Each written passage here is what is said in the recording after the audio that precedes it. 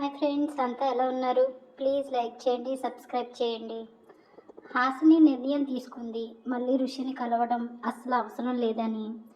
ఆమె మనసులో ఒక భయం ఇంకా ఉంది. ఈసారి కలిస్తే ఏదో పెద్ద సమస్య వస్తుందని. అందుకనే అతని పేరు వినకుండానే దూరంగా వెళ్ళిపోతుంది. కానీ నిజంగా ఆమె ఎంత దూరం వెళ్ళాలనుకున్నా ఆ జ్ఞాపకాలు మాత్రం ఆమెని వదిలిపెట్టట్లేదు. అతని మాటలు, అతని అహంకారం అన్నీ మళ్ళీ మళ్ళీ గుర్తొచ్చేవి. ప్రేమ ఉన్న చోట గాయం కూడా ఎక్కువగా ఉంటుంది. అందుకే ఆమె హృదయం ఇంకా గందరగోళంలోనే ఉంది. ఇది అలా ఉంటే రోజులు గడుస్తున్నా కొద్ది హాసిని జీవితం మారుతుంది. కొత్త కంపెనీ ప్రారంభించింది, కానీ అది ఊహించినంత సులభంగా ముందుకు వెళ్ళలేదు. ప్రతిరోజు ఒక కొత్త సమస్య. ఫండ్స్ లేవు, టీమ్ స్టేబుల్ కాదు, క్లయింట్స్ కూడా నమ్మకం చూపించట్లేదు.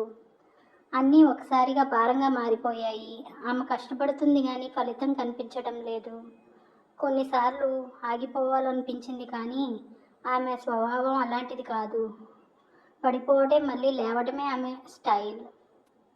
ఒక ప్రత్యక్ష ఆఫర్ వచ్చింది. ఒక పెద్ద ఇన్వెస్టర్ ఆమె కంపెనీని స్పాన్సర్ చేయాలనుకుంటున్నారు. అది కూడా ఏ షరతులు లేకుండా.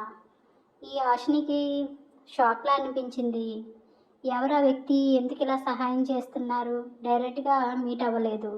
అన్ని డీటెయిల్స్ మధ్యవర్తుల ద్వారా మాత్రమే వచ్చాయి.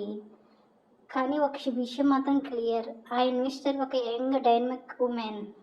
ఆమె పాత ఆఫీస్ కొలీగ్స్ ద్వారా తెలుసుకుంది. ఆమె సిస్టర్ కూడా ఇదే విషయం చెప్పింది. ఈ ఆఫర్స్ నిజమే, చాలా మంచి అవకాశం అని. మొదట హాసిని డౌట్ పడింది. ఇది ఏమన్నా ప్రాబ్లమా, ట్రాపా అని భయపడింది. ప్రతి రిస్క్ను లెక్క పెట్టింది. చివరికి ఒక నిర్ణయం తీసుకుంది. ఇది నా ఛాన్స్, మిస్ అవ్వకూడదు అని. ఆమె ఆ ఆఫర్ను అంగీకరించింది. కానీ మనసులో ఒక చిన్న అనుమానం ఇంకా ఉంది. ఎందుకంటే జీవితం ఇంత సింపుల్గా ఏ గిఫ్ట్ ఇవ్వదు. ఎక్కడో ఏదో ట్విస్ట్ తప్పకుండా ఉంటుంది. హాసిని కూడా అదే ఫీల్ అవుతుంది. ఈ హెల్ప్ వెనక అన్ని అసలు కారణం ఏమిటి? ఈ యంగ్ బిజినెస్ ఉమెన్ నిజంగా ఎవరు? ఆమె ఎందుకు హాసినికి హెల్ప్ చేయాలనుకుంటుంది? ఈ నిర్ణయం ఆమెను మళ్ళీ ఋషి దగ్గర తీసుకెళ్తుందా? ఉదయం మొదలైంది, కానీ హాసిని కోసం అది ఇంకో యుద్ధం మాత్రమే. కాఫీ కూడా పూర్తిగా తాగలేదు.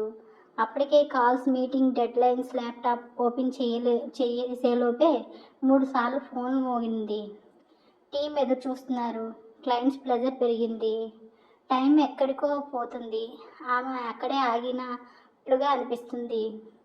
ఆలోచించే స్పేస్ లేదు. జీవితం ఫాస్ట్ ఫార్వర్డ్లో నడుస్తుంది. ఒక క్షణం కూడా ఖాళీగా లేదు.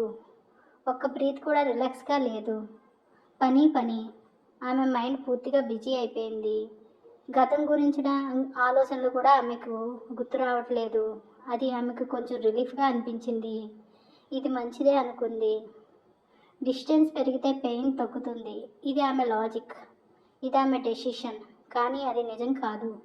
ఎందుకంటే మనసు బిజీగా ఉన్నప్పుడు మాత్రమే మోసం చేస్తుంది. ఒకసారి సైలెన్స్ వస్తే అన్ని జ్ఞాపకాలు తిరిగి వస్తాయి. ఆమెకి తెలీదు ఈ పరుగులు ఎంతకాలం కొనసాగుతాయో. ఎందుకంటే లైఫ్లో పాస్ తప్పదు.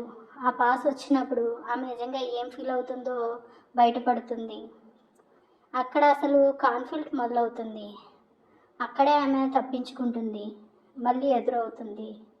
ఇది ఒక సింపుల్ మెసేజ్ మాత్రమే, కానీ ఇంపాక్ట్ మాత్రం huge. Tomorrow we need to meet, అంతే. సెండర్ పేరు ఋషి. ఆ ఒక్క లైన్తో ఆమె బిల్డ్ చేసిన డిస్టెన్స్ మొత్తం కూలిపోయింది. ఆ మైండ్లో మళ్ళీ గతంలోకి వెళ్ళిపోయింది. అన్ని క్వశ్చన్స్ ఒక్కసారిగా తిరిగి వచ్చాయి. ఇప్పుడు ఎందుకు? ఆమె రిప్లై చేయలేదు. ఫోన్ టేబుల్ మీద పెట్టింది. కానీ దృష్టి మాత్రం అక్కడే ఉంది. వర్క్ ఓపెన్ చేసింది, కానీ కాన్సన్ట్రేషన్ జీరో. అక్షరాలు కనిపిస్తున్నాయి, అర్థం అవటం లేదు. ఇది ఎగ్జాక్ట్లీ ఆమె అవాయిడ్ చేయాలనుకుంది. ఇప్పుడే ఆమెకు అదే ఎదురొచ్చింది.